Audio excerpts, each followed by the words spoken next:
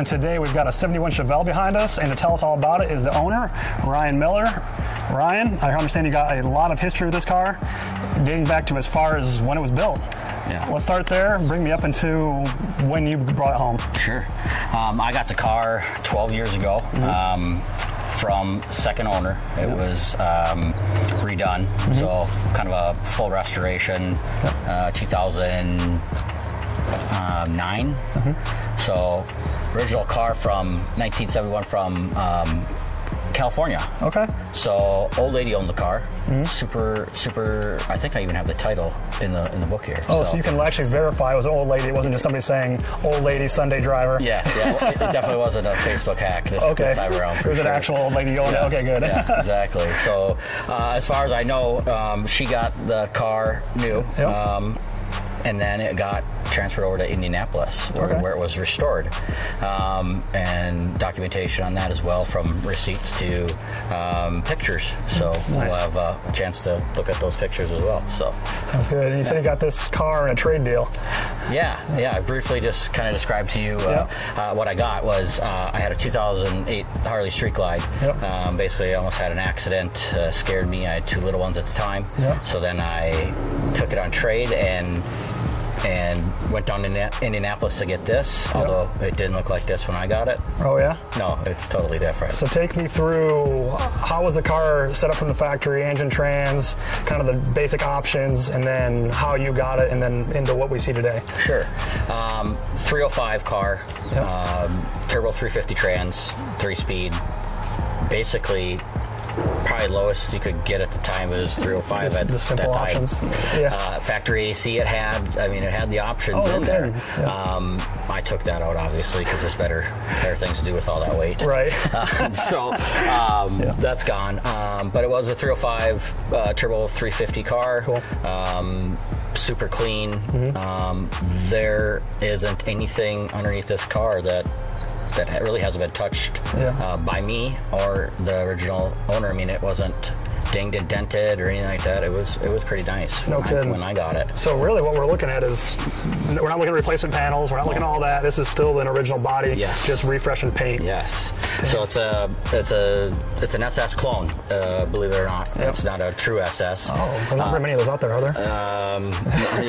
Try to find one, I guess. Yeah, right. But yeah, everything's all original. So body panels, everything. In fact, the other side of the car, there's some red paint there that was on the firewall still that you could see. Oh, no kidding. So it's all there. Nice. Super nice. Red was the original color. Nice. And when you got the car from the owner in Indianapolis, what motor trans did it have in it? Big block 454. Actually wasn't original to the car, obviously. It was a 74 camper special that went in there. Zero power with 454, you would think. But it was a 454 with a turbo 350 still in there. All right. And then obviously some changes since then. Okay. And then when you got the car with that big block, did you do anything to it to modify, or did you just leave it as is? I tried. I love big block cars. I mean, they're easy to work on. There's a barrel full of engine space to work with. They sound fantastic. Exactly, that crisp, clean sound. Hard to replicate, I think, I feel. But unfortunately, I could say unfortunately, but fortunately, we'll see. Got tucked into an LS. So what I had with that 454 was just carb work. Went from the 2-barrel carb that was on it, Quadrajet or whatever was on it when I got it, to got a 750 Edelbrock in there, rejetted it, and it was still pretty doggy. At that time, it was it was time for me to move on from the old 454. Sounds good. And so today we have, you said LS, kind of. There's a little more to going on there than that. So what's the base? Obviously, it's got a blower on top. Walk me through the ins and outs. Yeah, so courtesy is St. Paul Speed and Performance, my buddy Joe Garofalo. He hooked me up with all aluminum 6.2 GM block. We went with the GM stock crank in there, pistons. I went with Frankenstein heads on this one, and then LSA ported supercharger stage 2. Nice. And it's making about how much horsepower now? I haven't had that officially done yet. Conservatively 800. Okay, that's a pretty good conservative number. We'll see at the end, because right now she's just got a basic tune in it until we can dial it in, because it's got the turbo 400 in it now still. That was built, when I got it 12 years ago. Okay, so it's got unknown. It's got an unknown, and this is the perfect time for the unknown to happen. Exactly. So, yeah. Good deal. Let's walk onto the front of this car and dive a little bit more into the engine bay. Sure. So everything underneath the hood here, if there was a hood here, looks very stripped down. Awesome job on the plumbing. Looks like no heating, no AC at the time. Is that something that's going to go in eventually? Yeah, eventually we're going to get AC in it down the road, because right now, even with it being cooler here in Wisconsin than it has been this spring, it's hot as hell in there. Yeah. I mean, it's hot, don't get me wrong. So AC is going in eventually. So vintage air probably, something of that nature. Nice. I'm already set up for it. So. Yep.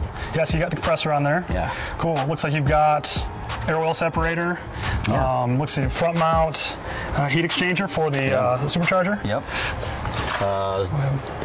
What did you end up using for a transfer pump? Got a pump down here, E&W pump. The intercooler was made Dave Chelpis, R&D Performance. Okay, he helped me out with that. He kind of helped me out with all the plumbing, so shout out to him as well. Yeah, he did a heck of a job. All the re-plumbing and stuff that we did was done here locally, but Dave set me up with every piece that was needed for this. So nice. And the wiring looks clean too. Did you do that as well? My buddy Dan, Midwest Diesel and Performance in Hammond, Wisconsin. I had it done, which I thought it was clean. Yeah. He redid what I did 10 times over.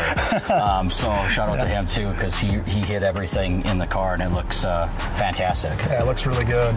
And then I noticed you've got a hydro booster for your brakes. Yeah. Is that just because you've got big cam, don't have vacuum, or is that just because you wanted the extra braking power of the hydro boost? Yeah, I wanted the extra power of the hydro boost as well as braking power. Yep. You're throwing 800, 700 plus horse, whatever it's going to make at it. You want to be able to stop. Right. And that was a big option as an upgraded option for me that I did, and I think it was perfect. It makes a different sound too when it's working. It's kind of neat to hear that whiny noise, But I definitely went with that just for the safety. That's cool. And then I see you repurposed one of our billet power steering reservoirs, since you used a dual feed reservoir for the hydro boost and of course your braking and your steering system. Yeah. Walk me through this. We'll give you this idea. This is for you. So for those that can't see well down in here, I'll get some tights. This is the expansion tank for the radiator. Yeah. So I already had this in mind, the PSC remote reservoir for the system after I bought the CVF kit. So I reused on this side. I reused the overflow or the reservoir tank for the what the hell am I talking about? Power steering pump. Yeah. So instead of putting it over there, because I already had that, I just repurposed it over on this side for my overflow of my coolant. Nice. I already paid for it, so why not use it? Exactly. No, it's a great idea. So it can be used for multiple things. You just got to be a little creative. Yeah. So I can see, looking under here as well, you've got aftermarket control arms for your steering or for your suspension. It looks like your steering box is a Borgeson as well. Yep. Walk me through the suspension, everything that's been done in this car. Oh yeah, QA1 front A-arms, coilovers. We did Viking coilovers with it. Nice. New steering box, new gear ratio steering box. Also the shaft, steering shaft I got from Borgeson as well. Okay. Vector Force Industries, Justin Nall, he set me up with those particulars. I ran the coilovers and the A-arms because I already did everything else. Right. Why not? You got to hit that. Exactly. Right. And I got a hell of a deal from a guy on Facebook, so Facebook Marketplace works. Right. It's a good place to save some money. Yeah. Yep. And support the local Minnesota companies. Obviously, QA1 and Viking right down the road from us at CBF. Exactly. And the products are great. It went together smoothly. I really didn't have to do anything to it. to put it under the car. All this work, you know, putting the motor in the car, doing everything was all done in storage unit. No kidding. You know, by myself until the final. You're telling me it's got just only a few hundred miles on it right now. You just finished this car this year, right? Yeah, this has been a 2-year project. It turned into the motor swap from the 454 to another 454, believe it or not, and changed that last minute. Okay. So that's where I went to the LS and ran that. So overall, it's updated. It's new. It's performance. Turnkey. It feels like a modern car. Yeah, exactly. Yeah. You get everyone staring at you, get everyone looking, you get the kids involved. We go to car shows and everyone just is looking at the car and just enjoying it. It's clean. Right. You know. So. That's the nice thing about these drivers. Yeah. Is you get to use it. Exactly. You know, you can appreciate the guys that have like super high-end paint jobs that are mirror finishes that you can see yourself in. But there's something to be said too about being able to just put the key in and go to the gas station, throw the kids in the back, and just use it the way it was intended to be used. Exactly. This is a driver. It's a really clean driver, but it's a driver right now. And the best enjoyment out of this so far has been my kids. Has been their faces. You know, taking them to daycare and picking them up and showing everybody and showing the pastor and you know, going to church and showing them, and they love that, and that's what's important to me. So are you the cool dad at the daycare? Oh, I am now. Now that you got the car, now that it's done, exactly. So I am now, and everyone knows me. Okay, perfect. As the cool dad, or Arlo's dad. Dad with the cool car, And when's your dad bringing the Chevelle? And the two boys are just, where's the Chevelle? Where's the Chevelle? They love it. That's fun. That's what it's all about. Is that? Hell yeah, man. So, before I forget, you said 400 turbo transmission. What's in the back for rear axle and rear suspension? Rear suspension, Viking coilovers again. In the rear.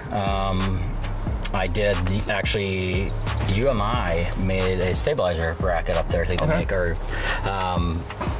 so that's in there in the back as well. The rear end is 373 gears, 12-bolt posi. It was in the car when I got it. Nice. So another one of those things like, hey, we don't know what's going to happen. Let's find out now. Let's get our stuff done. Let's get the tuning done. Let's get the motor in the car and let's roll with it. You know, with the turbo 400 trans 3-speed, they're everywhere. You can build them to slap right in with the LS. I didn't have to do anything to the tunnel. I didn't have to do anything to underneath the car. It just fits right in. And if for some reason it did crap the bed on you, you can just hop on Marketplace. You could probably put one in the same day. Exactly, and have it done. You know, eight bolts and a drive shaft, and you're done. You're there. You're in and out. So that's what I like about it. But I am set up for the 6L80 or 4L80, whatever down the road. Nice. So let's walk around the side here. I want to look at the brakes and wheels a little bit closer. Sure. So it looks like you got a set of staggered wheels on here? 18s in the front, 20s in the rear. Nice. And then how wide's rear tire? 9.5, 9-inch. 9.5, okay. I can't remember. We'll have to look. We'll check it out. I know it feels real well.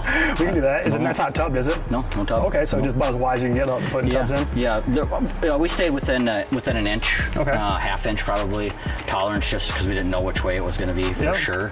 But they fit great. Nice. So. And then I see Corvette on the brakes. How did you make that adapt happen? CPP has a kit.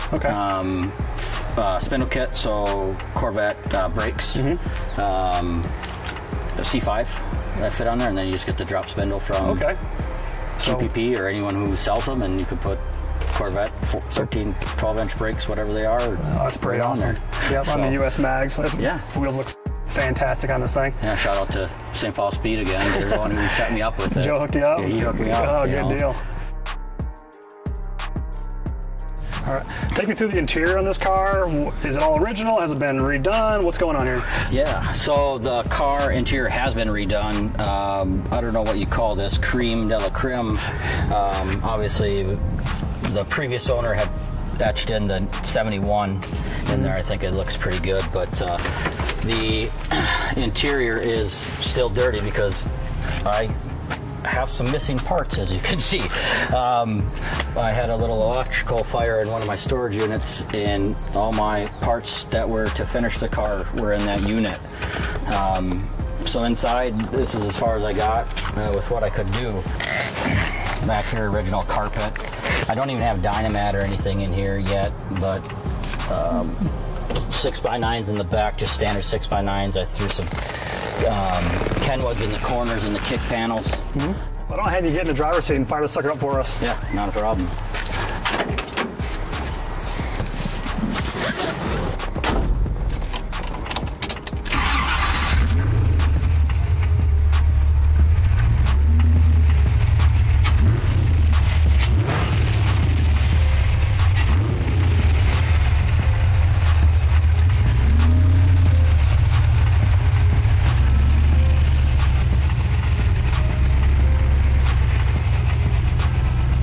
Ryan's nice enough to give us guys a ride along. We got his son Harlow with us.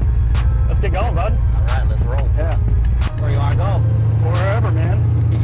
I hear there's no speed limits in Canada. Maybe if we go to Canada, we can get a little rowdy. Oh, well, let's go. Sounds good. You ready to go to Canada, Harlow? Yeah. We got there. Oh, I like it. Maybe he wants to race. oh yeah. Orange for orange? Yeah.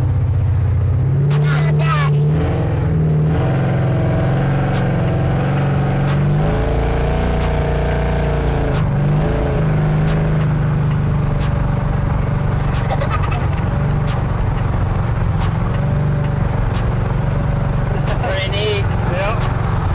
See the Ford Torino wants to go? That's crazy. I've never seen him around here before. Oh, no kidding. Oh. Tell you what, once we get cruising, like a little bit of buzz, kind of as you're going real slow, goes away. It does, It's not terribly loud in here. And it's only 3-speed, Yeah. so it's high RPM, 60 miles an hour. I'm at almost 3,000 RPM. So you roll down a little bit with a 4-speed, we're going to be sitting a little bit better, you know. Right.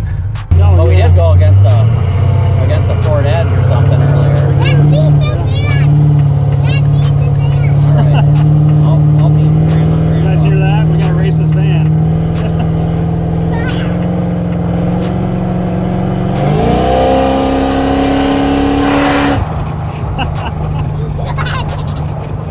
Yeah, she gets and goes. And everything feels tight. Yeah, it is. There are some things I need to do. Like I said, motor-wise, I think we're pretty much there.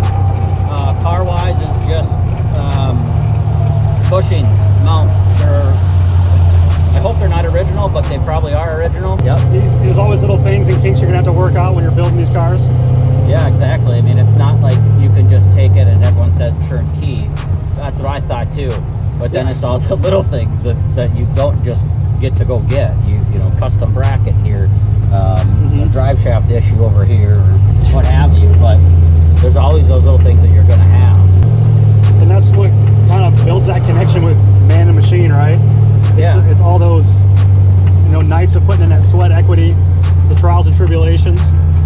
Yeah, there's nights where, I'll do a full day shift in the past and come home and take care of the kids and the boys and do the household stuff that needs to be done. And then if it's a weekend, a Friday or Saturday, I would probably stay up all night and go and work on the car. Yep. Unfortunately, where we live now, I don't have that space, so that's why I have the big space now to work on these things and to get my kids involved more.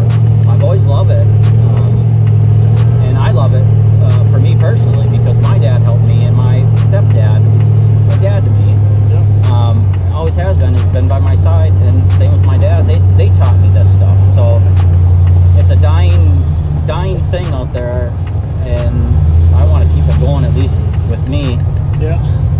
Try to, but all you can do is plug away. And I don't think it's gonna be too difficult. Is this gonna be your car? Yeah. Think so, Arlo? No question, right? Or do you want to build your own car? Is Dad gonna help you build a new car? No, I want to buy one. You want to buy one? Okay. What car are you gonna buy? Charger. A Charger? Your dad's gonna let you get a Mopar?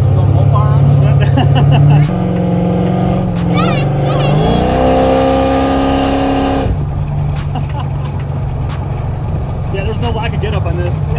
That's not all the way, baby. Oh, really? Yeah, that's in third gear, you know. Oh, right. It's up and down. Oh, These got really low shift points.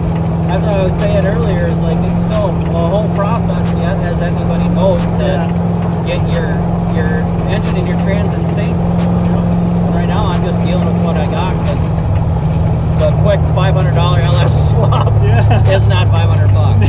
You know, is that good? Yeah, the $500 LS swap ends up costing you about $5,000. Oh yeah. In just parts to do the LS swap. Yes, Yeah. exactly. Daddy, can we do some tire? What is that, son? Tire marks. What are tire marks? Well, Like we passed school. we haven't quite got to Canada yet. No, we got to go a little bit farther up here to get some tire marks.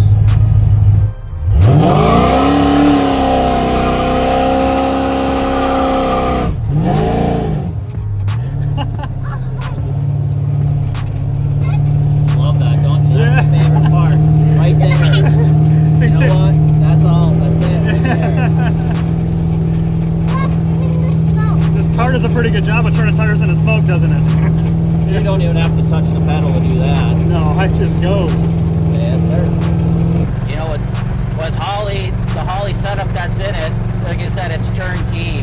We got the Terminator X Max in here. So we'll be able to switch the tranny when it does go out if I want to go to that.